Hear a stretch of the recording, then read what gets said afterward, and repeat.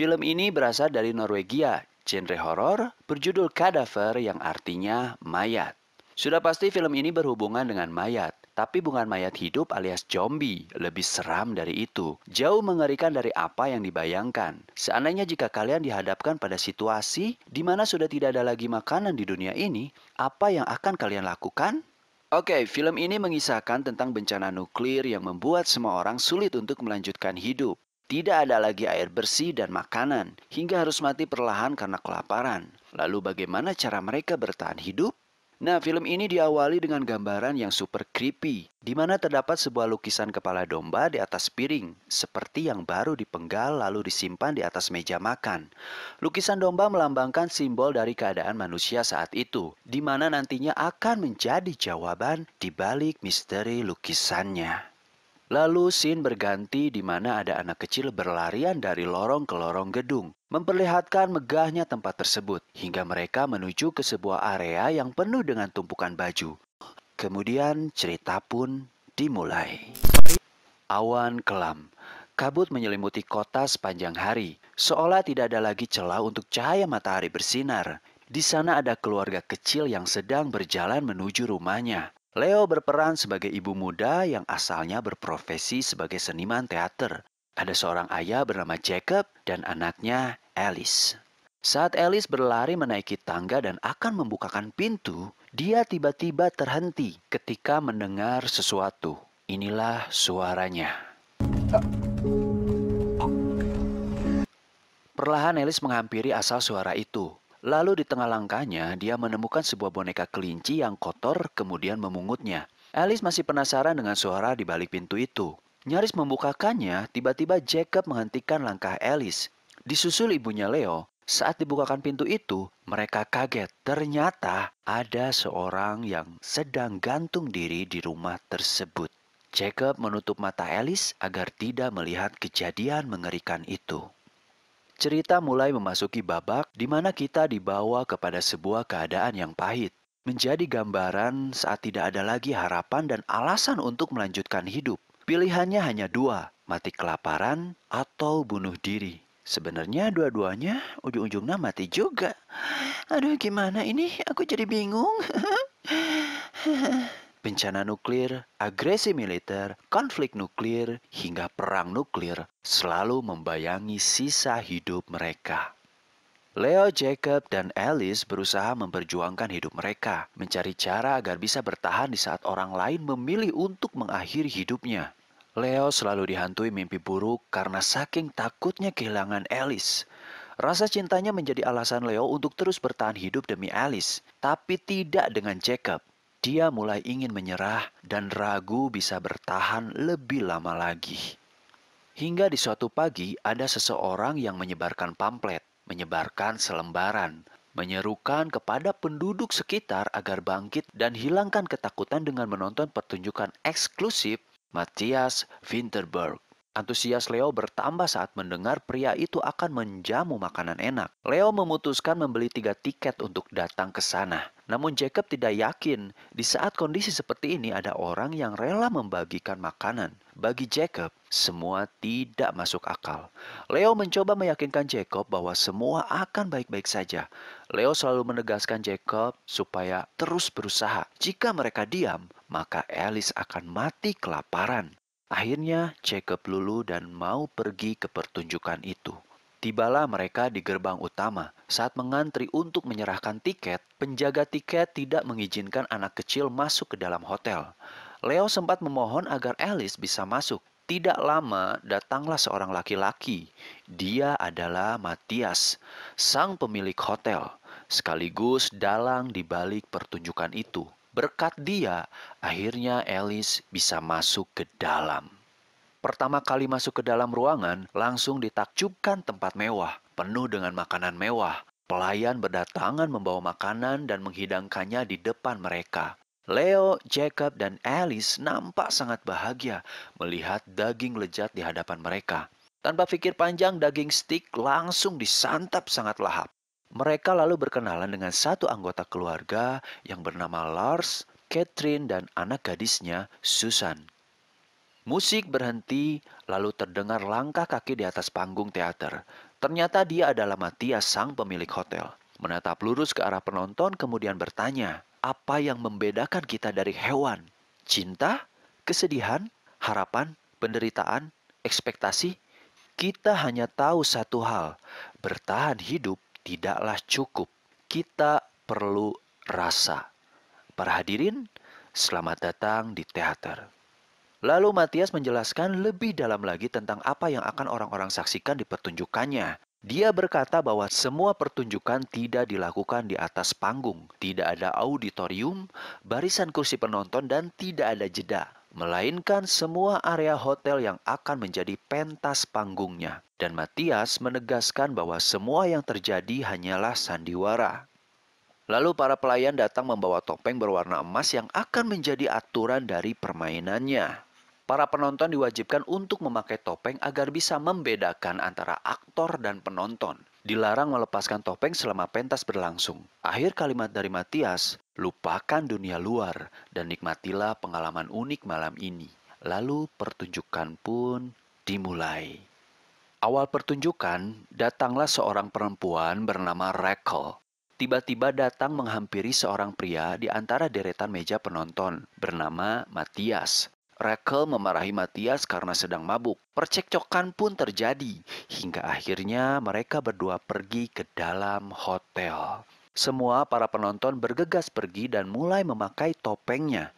Nampaknya Alice merasa senang dengan awal pertunjukan, membuat dia penasaran ingin mengikuti Rachel. Apa yang akan Rachel perankan di dalam sana? Para penonton mulai menaiki tangga hotel lalu memasuki lorong hotel. Leo, Jacob, dan Alice terus mengikuti kemana Rachel pergi. Pertama, Rachel memasuki ruangan Matias, sang pemilik hotel. Rachel dan Matias membicarakan sesuatu di mana Rachel memberikan sepucuk surat untuk Matias. Rachel sedih lalu pergi dari tempat itu. Leo dan keluarganya dibuat penasaran. Sebenarnya apa yang mereka maksud? Apa yang sedang mereka bicarakan? Mereka bingung. Alice terbawa suasana melihat Rachel menangis. Bertanya kepada ibunya kenapa dia sedih.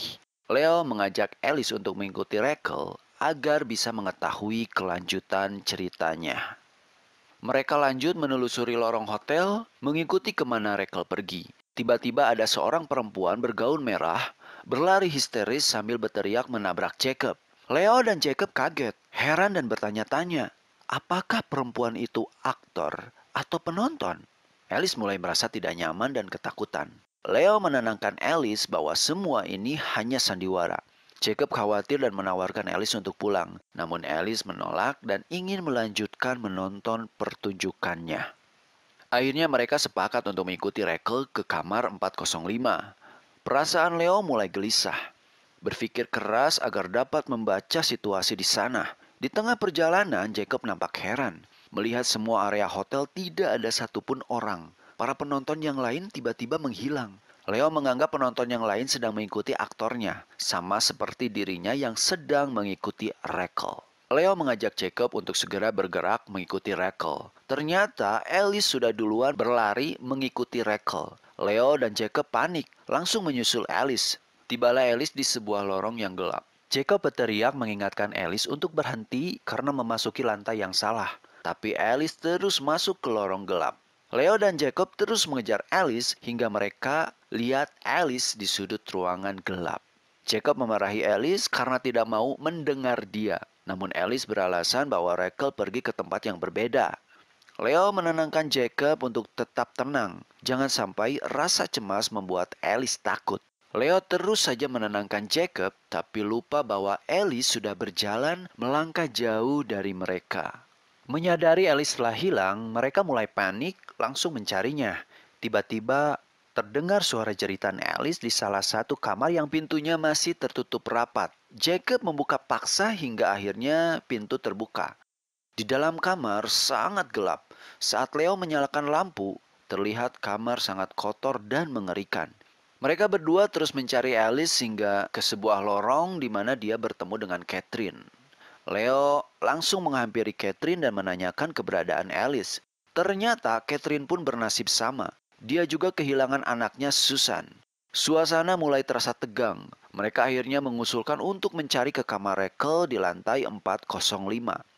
Saat mereka tiba di sana, ternyata tempat itu kosong. Catherine berlari ke ruangan sebelah, lalu tiba-tiba dia menjerit. Leo dan Jacob panik, langsung berlari menghampiri ruangannya. Namun, Catherine sudah menghilang. Jacob langsung mengajak Leo untuk mencari kembali Alice. Namun, Leo terhenti saat melihat sebuah lukisan kepala domba. Leo perlahan mendekat.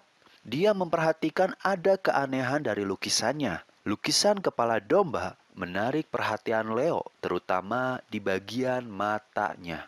Semakin dekat, lebih dekat, matanya berkedip. Leo kaget sampai terjatuh, memberitahukan Jacob bahwa lukisan itu berkedip. Jacob langsung mengeceknya dan ternyata itu hanya lukisan. Saat Leo akan berdiri, tangannya memegang sesuatu. Ternyata anting milik Catherine. Suasana semakin tegang. Leo dan Jacob terus mencari Alice. Suasana hotel sangat sepi. Sebenarnya kemana para penonton pergi? Jacob gelisah. Lorong demi lorong mereka telusuri. Hingga mereka berhenti di sebuah ruangan di mana di dalam sana terdapat seorang aktor yang bernama Hans.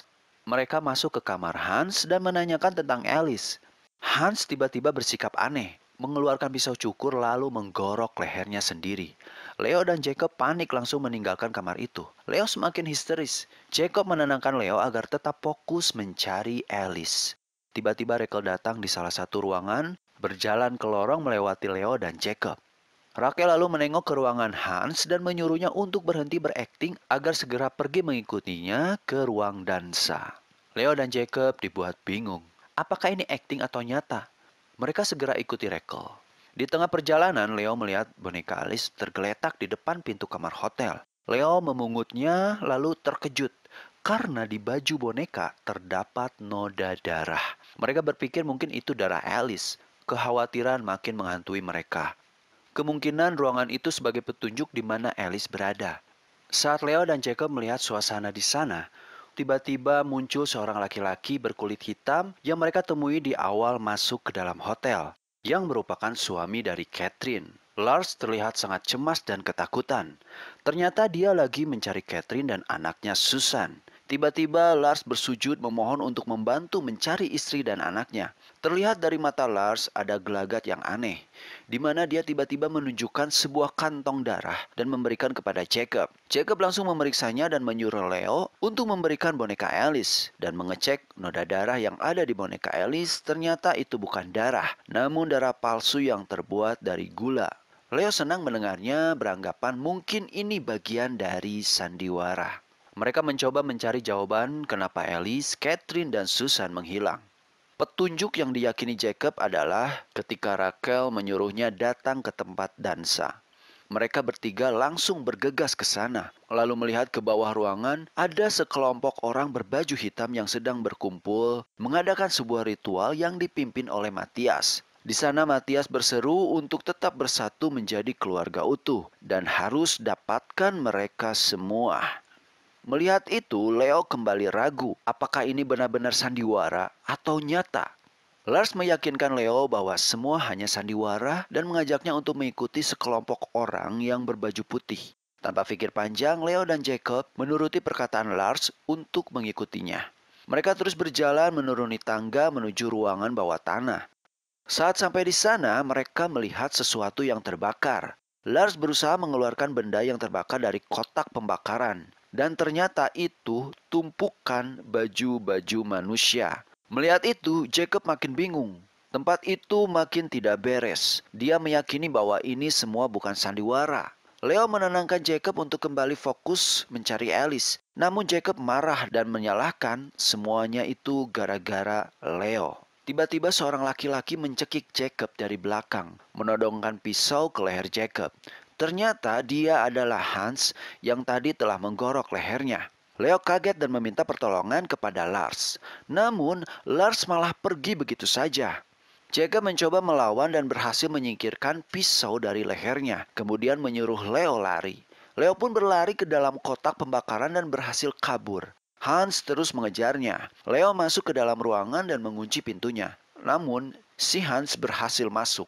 Leo kebingungan sampai akhirnya bersembunyi di dalam lemari. Di dalam sana Leo menemukan fakta baru tentang Matias, sang pemilik hotel. Dalam pamflet yang menempel di sisi dinding lemari, menuliskan bahwa Matias ternyata seorang sutradara terkenal yang mengalami tragedi atas kematian putrinya. Kematiannya sangat tragis di mana putrinya harus terbakar di dalam hotel itu. Untuk mengenangnya, Matias putuskan membeli hotel tersebut. Dalam persembunyiannya di balik pintu lemari, Hans nyaris menemukan Leo. Namun tiba-tiba ada suara Rekel memanggil Hans untuk segera pergi ke tempat dansa. Leo akhirnya selamat. Leo bergegas pergi ke tempat dansa. Di sana Leo melihat Matias sedang menginstruksi para aktor yang akan berperan untuk pertunjukan baru dengan penonton yang baru, lebih tepatnya dengan korban yang baru. Tiba-tiba Catherine masuk. Leo kaget melihatnya. Ternyata selama ini Catherine adalah seorang aktor. Alur semakin jelas. Jika Catherine adalah aktor, berarti suami dan anaknya juga merupakan aktor. Kini Leo tahu semuanya. Dia mulai mengikuti Rachel dan Catherine menuju ke sebuah ruangan. Benar saja, usaha Leo tidak sia-sia. Ketika dia melihat Catherine berbicara dengan seseorang, pria itu merupakan kelompok Matias yang bertugas sebagai penjaga ruangan bawah tanah. Sayup-sayup Leo mendengar suara orang di luar gedung hotel. Lalu dia menengok lewat jendela. Ternyata mereka merupakan penonton selanjutnya yang akan menjadi korban. Leo meneruskan langkahnya menuju sebuah ruangan di mana terdapat lukisan kepala domba yang menjadi misterius dari awal cerita. Dia mulai menyentuhnya dan menemukan sebuah tombol di bagian bawah lukisan. Tak disangka saat Leo memencet tombol itu, lantai tempat dia berpijak tiba-tiba terbuka hingga Leo terlempar ke bawah. Sisi lain dari hotel itu sedikit demi sedikit mulai terkuak, menyisir lorong hingga menemukan fakta baru dari balik lubang kecil di salah satu dindingnya. Ternyata itu tempat memantau aktivitas penonton yang terhubung dengan lukisan domba sebagai tamengnya. Leo mendadak lemas. Firasat buruk semakin nyata ketika dia menemukan kembali jawaban dari petunjuk Matias. Di balik tirai putih itu, Leo semakin dikejutkan lagi saat dia melihat mayat manusia yang siap diproses menjadi hidangan lezat. Leo ketakutan dan menjauh dari tempat itu. Namun sayang, ternyata di belakang sudah ada Lars langsung menangkap Leo. Leo diikat lalu digantung. Matias datang menghampiri Leo. Dia mencoba bernegosiasi agar Leo bergabung menjadi aktor dalam pertunjukannya. Matias tahu basic dari Leo adalah seorang artis teater. Leo kini sadar bahwa apa yang telah dia dan keluarganya makan itu adalah daging manusia. Matias terus meyakinkan Leo untuk bergabung, namun Leo tetap tidak mau. Lars langsung diperintahkan untuk membunuh Leo. Saat Lars akan memotong leher Leo, tiba-tiba Jacob datang dan meminta izin untuk meyakinkan Leo agar mau bergabung. Jacob pun memohon kepada Leo untuk menyerah dan tidak meninggalkan hotel. Karena sudah tidak ada pilihan seandainya kita hidup di luar. Namun Leo tetap tidak mau. Jacob akhirnya memutuskan untuk memotong leher Leo dengan tangannya sendiri. Leo berteriak memohon kepada Jacob untuk tidak melakukan itu. Saat Lars lengah, Jacob langsung menyerang dia hingga terjatuh. Jacob melepas ikatan Leo, namun sayang, Lars menyerang balik Jacob, menusuk perutnya. Lars lalu mengejar Leo. Beruntungnya, Leo dapat kalahkan Lars, terjatuh tepat di belakang gantungan besi sampai tubuhnya menancap. Leo langsung menghampiri Jacob sampai meninggal di pangkuannya. Leo pergi penuh keyakinan dan harapan, bergabung kembali jadi bagian dari penonton, mengikuti pertunjukan di antara korban Matias yang baru. Di sana mulai terkuak semuanya. Kenapa para penonton tiba-tiba menghilang? Sampai akhirnya, Leo memberanikan diri mengungkap kejahatan Matias di hadapan semua orang, termasuk para aktor dan penonton. Karena semua, baik aktor ataupun penonton, tidak tahu selama ini mereka telah memakan daging manusia. Leo menggiring semuanya ke tempat di mana para korban diproses menjadi makanan. Kini setelah tahu fakta yang sebenarnya, semua orang muntah dan berlarian pergi keluar dari hotel. Leo bersikeras kepada Matias untuk menyerahkan Alice. Dari belakang tiba-tiba Rachel menyerang Matias dan menusuk perutnya. Semua orang akhirnya pergi meninggalkan hotel. Tidak lama Alice pun datang menghampiri Leo. Keluar meninggalkan hotel. Dan kondisi di luar tetap sama. Tidak ada harapan hidup. Mungkin Leo dan Alice tinggal menunggu waktu mati. Dan film pun berakhir.